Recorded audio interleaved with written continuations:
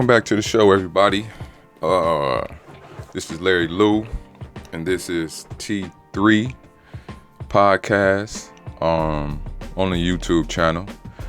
T3 Transformation Through Truth, because that's what we all about here. So this is a show where if you want to come, where you would come to heal and reflect and gain more self-awareness about who you are, your personality, things like that, so that we can grow and be better today than we were yesterday. So, getting right into this, before I start, please subscribe if you like the content. I'm going to keep on dishing it out. I know that there are a lot of good things coming ahead. I'm going to focus more on personalities. People don't really know who they are. We don't really know that. We think we do, but I'm telling you, it gets a lot deeper when you talk about the conscious and the unconscious. So anyway, please subscribe, ring the like, or hit the like button. So let's go ahead and get into this. So I told you before in the last podcast that I was going to be talking more about the dialectical tension, or as I thought about it, it's a conflict within us. Okay, dialectical tension. I explained what that was in the last podcast. Where two things that may oppose each other cannot be true simultaneously. So at the same time, they can't happen sometimes or anytime at the same time. Okay, so two opposing views can be right, but only one can go forth. What do we do? That's the tension. So I wanted to continue on that, and today's episode is going to be on the tension between self-preservation and altruism. Now, altruism is nothing more than an unselfishness or a kindness, but it goes the extra mile. It's doing things for others at one's own expense. Okay, so I can do something for someone, but I might get hurt in the process. So now those two clash, because my self-preservation that I owe myself, that feeling, that urge, that just natural tendency to preserve who I am, mentally, physically, whatever, now comes into conflict if I'm going to help somebody else and it's going to be detrimental to me. Okay, so this is what we're talking about today: self-preservation versus altruism. And one simple example would be like firefighters. They go in and help people day in and day out at the expense of themselves, getting hurt, getting injured, and the possibility of, losing their life. They're going in every night and trying to do the unselfish thing, the right thing, and save someone else's life at possibly the expense of their own. So that's what we're talking about. So what I first want to start off with is I want to talk about Rockefeller, the first Rockefeller. Okay. We all know about his oil and, how much money the Rockefeller family is worth and this and that, but not too many people maybe know, how it kind of all began. So I want to highlight some things of his life that was pretty interesting, and it will give us a clearer view of how that self-preservation and altruism works. So again, we're talking about that dialectical tension. Okay, self-preservation is right. Altruism is right. But sometimes they clash. And when we talk about Rockefeller, at age 33, he became the most powerful man in this country at age 33. His oil empire, he was very smart. ruthless at times, and he became the most powerful man in this country at age 33. You know, oil produced kerosene, and that's how they used to light houses back in the day before electricity. So you got to think he had that, and then some other things came down the line, whereas the oil also had a runoff that they didn't know what to do with until the automobile was created, because that runoff was what was called gasoline. So it powered motors. So anyway, he becomes the most powerful man at age 33 because of the kerosene and the oil and this and that and the other. But he had enemies. Vanderbilt, Cornelius Vanderbilt, railroads. And Scott also was a railroad guy, but Vanderbilt was the guy. He was the first one to bring railroads to this country and, you know, take this country to another level, you know, bringing people together with the train, whatever. So, but these two guys, Tom Scott and Cornelius Vanderbilt, plotted against Rockefeller, because what was going on was Rockefeller needed his oil to get to certain oil refineries, and the only way it would get there at that time was by train. So he would load up the trains, and the train companies benefited and were making money, and so it worked out. But then they figured, so Tom Scott and Cornelius Vanderbilt, they plotted because they felt like Rockefeller was getting over on them, so they wanted to up the price. Now, to Rockefeller, this meant war. Okay? He didn't take kindly to them upping the price and trying to get more money after a deal that they struck. But they united so that Rockefeller couldn't go to another railroad and, you know, try to negotiate a better deal. So they thought that they had him. Now, here comes the dialectical tension. Now, for some people, it might not be tension, but it depends on your personality. Rockefeller was a ruthless guy. To him, they declared war, and anything that happened to people was just the casualties of war. It's just how it goes. That's how his mindset was. So let me explain to you what I'm talking about. So in response, Rockefeller builds a pipeline. The first pipeline to take his oil from the ground to the refineries. Okay. That's what his comeback was. Now, Tom Scott and Cornelius Vanderbilt, they don't know what to do, because there's nothing that they can do. Rockefeller's oil was keeping the railroads afloat because it was like 35-40% of their profit. So now without the oil, what would happen is they would have to cut back on labor, materials, whatever the case may be. The most important is the labor. Okay, they would have to cut back on labor, and it caused a ripple effect. Now, the railroads are losing money. Lost so much money that the stock market crashed. So that's how important the oil was to the railroad in order for them to stay profitable. Because soon as Rockefeller decided to go around that, they start collapsing. Now, you still had one railroad that was kind of left, because Cornelius had died and things, he died. And so now Tom Scott is the man. Okay, so he's the only railroad, because there was a lot of railroads back in that day. So he's the only railroad that is kind of left, or that is kind of the big one.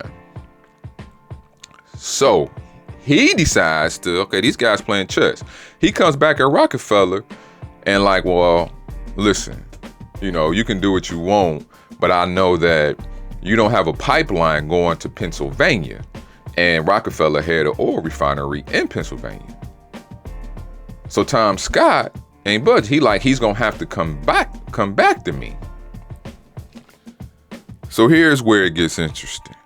And this is what I mean by self-preservation or altruism. Okay. Depending on your personality, and Rockefeller's personality was it came naturally to him to participate in conflict.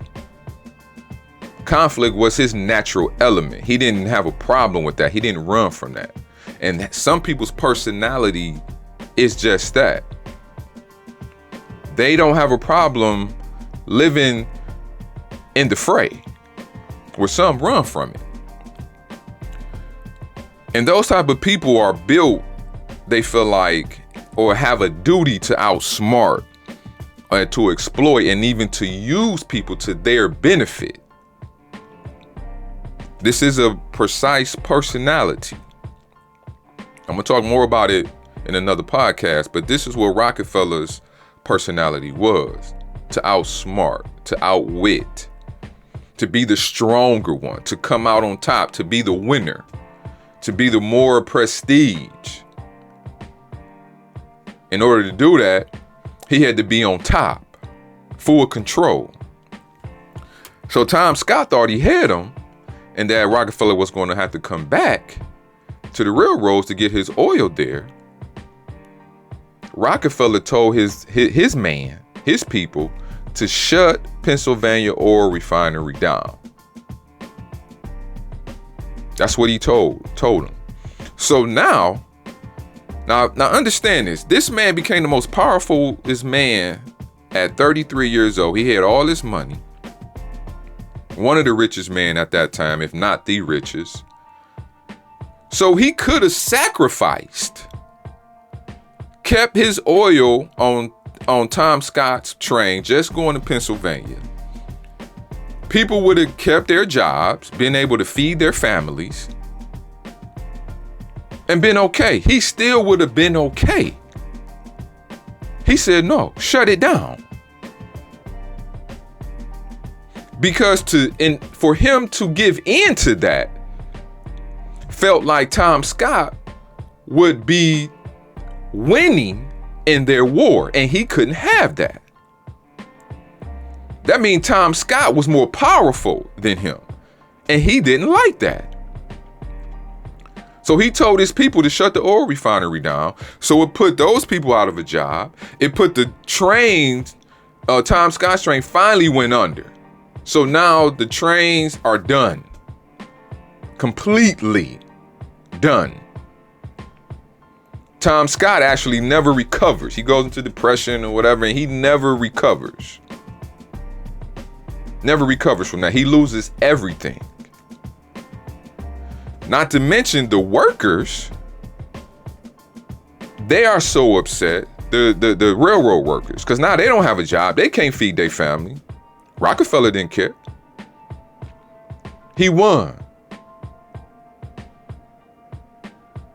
He sacrificed his Pennsylvania oil refinery for victory.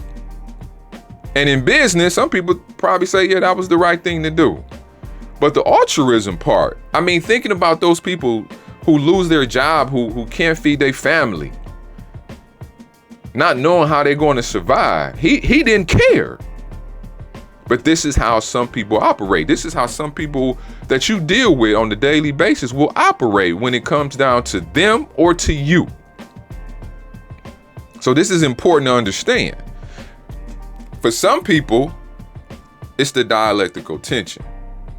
Maybe Rockefeller didn't really want to do it, but it conflicted with what he felt his self-preservation, his business, what he used to live his life. So those that lost their jobs, you know what they did? 39 buildings was destroyed and 1,200 train cars were destroyed. They burnt it up. They were so outraged, so disgusted with what was going on and what had happened. They destroyed over 39 buildings and 1,200 train cars were destroyed in that riot. It was a riot. They were upset about their jobs. So rioting is not anything new. It doesn't matter of ethnicity. Ethnicity does not matter. People are in pain.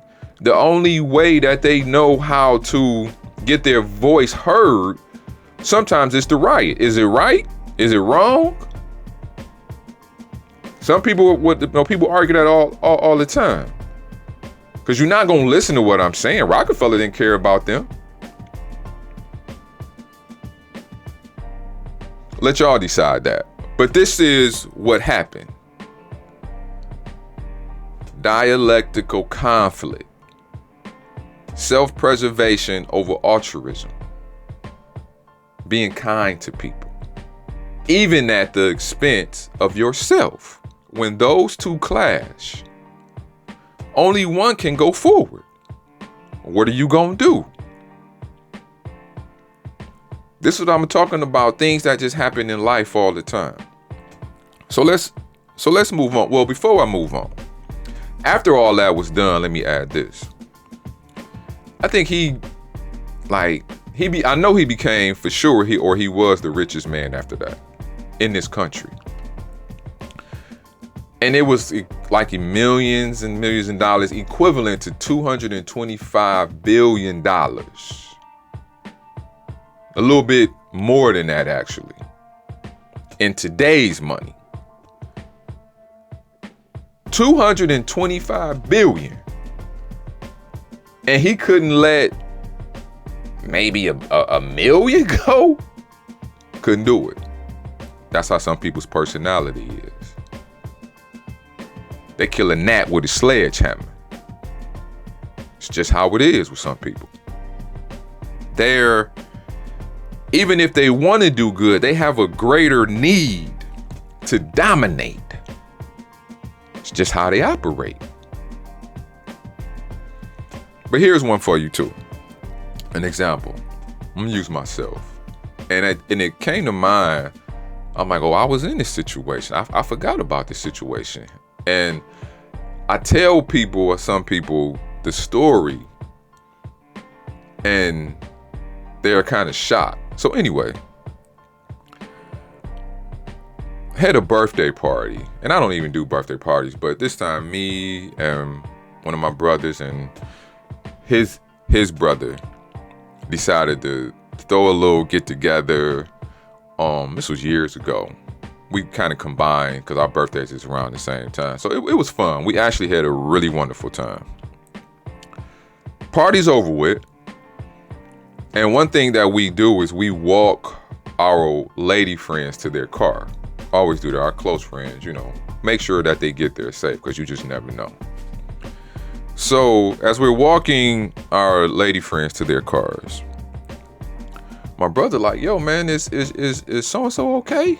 We called her BB. Is BB okay? I'm like, yo, you good? What he think? She's like, no, I'm good. I'm okay. I'm like, okay. I'm like, all right. So we all drive off. I only stayed maybe 2 minutes from this place. She stayed about 45 minutes from this place. So as I'm about to go home, she wanted me to get her to the freeway. I get her to the freeway. Or at least I'm thinking I'm about to get her to the freeway. She calls me and she says, I can't do it.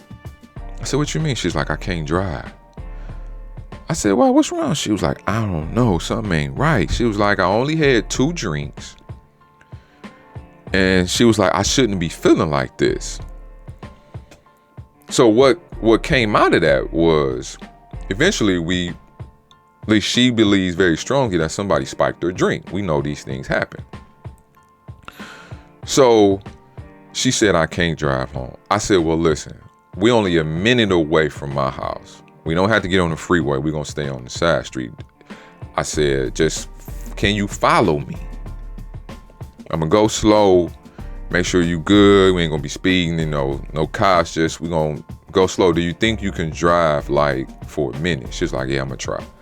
So we stay on the phone and she's good. She's good. Now,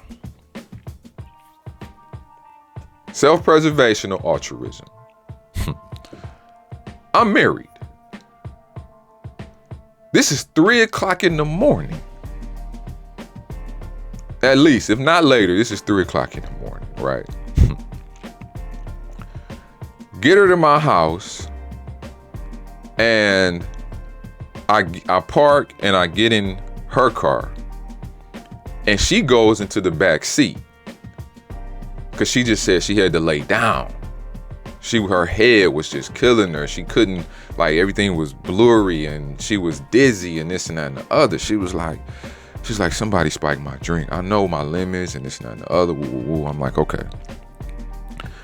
I said, "Well, what are we gonna do?" And I said, I can't let you just drive home, but I said, I gotta go in here and tell my wife that I got a young lady out here. She's never met her before. She might have heard her name here and there, I don't know, but she never met her before. I said, I gotta go in here and tell her that you might have to stay here, because the other alternative was I would have to drive her home to her husband.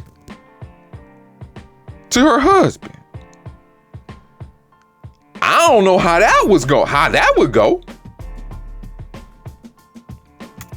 Now, pause for a minute.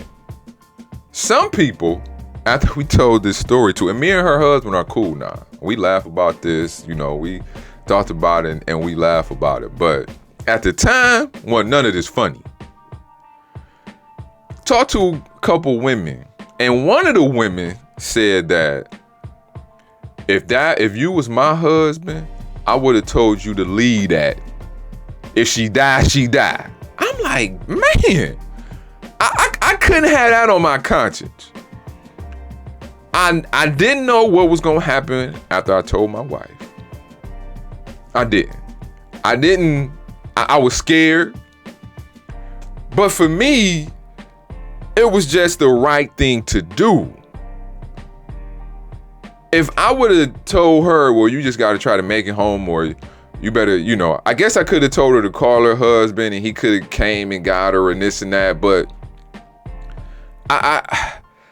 it just didn't seem right to me. I've never had sex with this woman. I'm just trying to take care of a friend. I feel like that's what friends are supposed to do. I go in the house. I say, "Babe, listen, I don't know how you're going to feel about this, but my friend is out in the car. Woo, woo, woo. She thinks somebody spiked her drink and she might have to stay here." Now, mind you, this is the other part that is not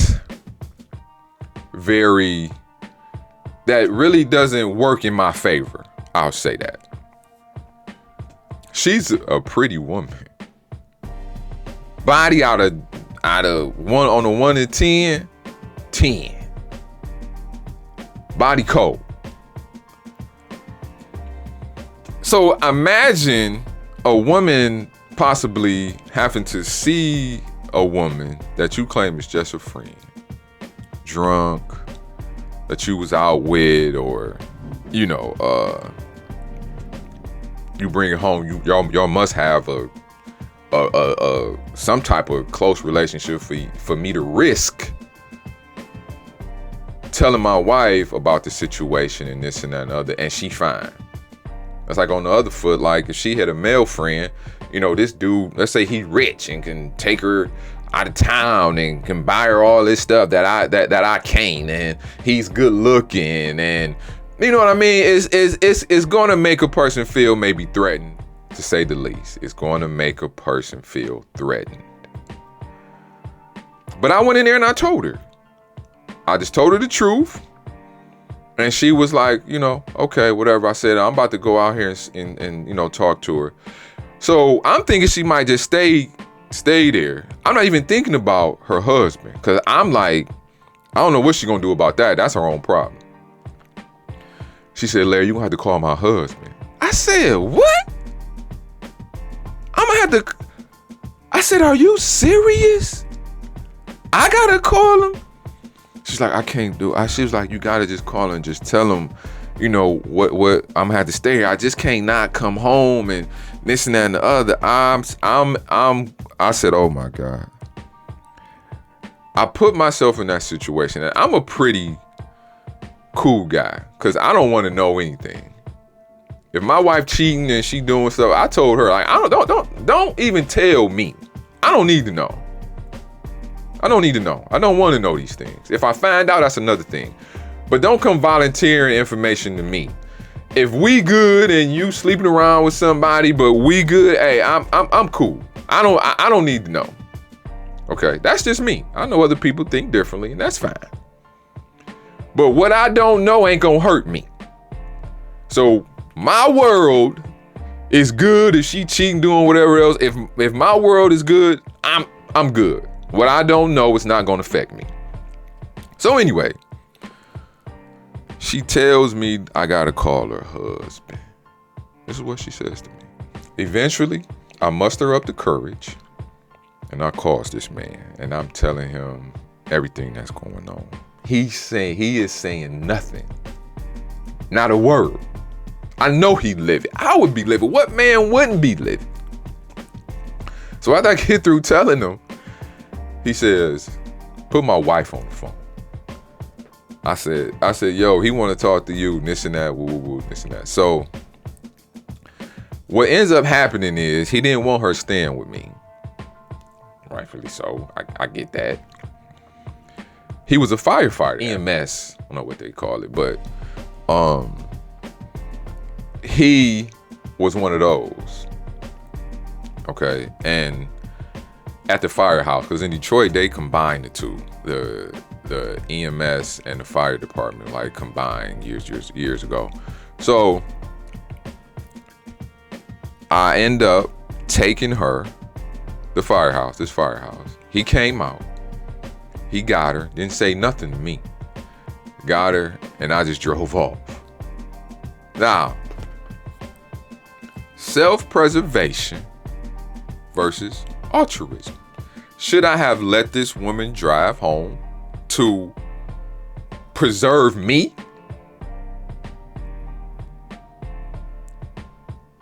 Should I have let her go home, take the risk, getting in a car accident, getting pulled over by the police or whatever, so that I would be protected? One of my brothers was like, man, listen, I couldn't have did with what you did. I probably would have took her home, but I would have pulled up at the house, drug her out of the car, and just laid her on the ground. It's what he said. And drove off. He said he might have risked putting her on the porch and driving off. He said he wouldn't have did what I did though, but he would have did what he felt he could have did, which was, you know how they do at the hospital, like guys drive them to the hospital, they take the person out, leave them at the door, and then go.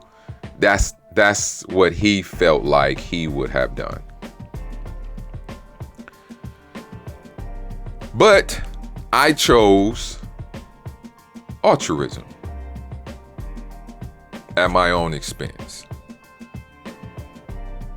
It wasn't an easy decision, but I felt like that was, in my mind, the only decision. It was the right thing to do. But everyone is not going to feel like that. What would you have done if you were in that situation? See, some people might have done that. Most probably wouldn't. But this is the struggle, the dialectical tension that we all live every single day when we have to make certain decisions. This is why I wanted to really spend some time on this, because we don't think about these decisions as being dialectical, but they are. And only one can prevail. And in that process of one moving forward, somebody may be getting hurt. Whether it's them or whether it's you. In my case, I was choosing to feel the hurt, to put my emotions on the line with my wife. So I chose my friend instead of me. I helped her at my own expense. Rockefeller, he wouldn't have did that. He's not going, he didn't do anything that would hurt him. Other people will be hurt before he hurts himself.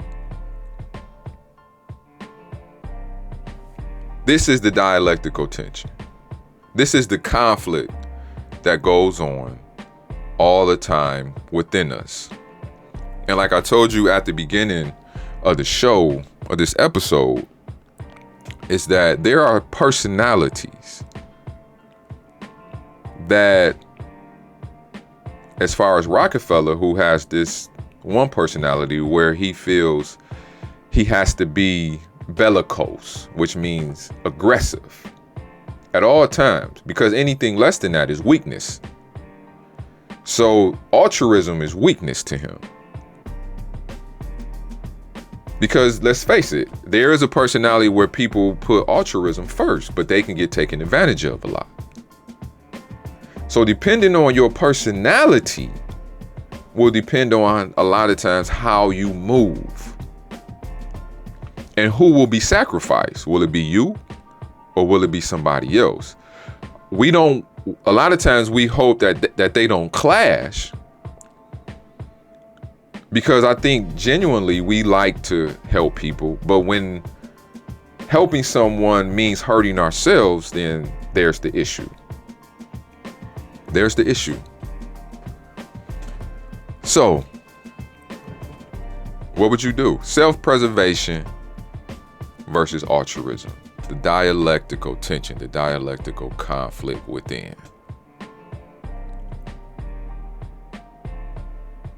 Larry Lou. Elevation is in order. Peace.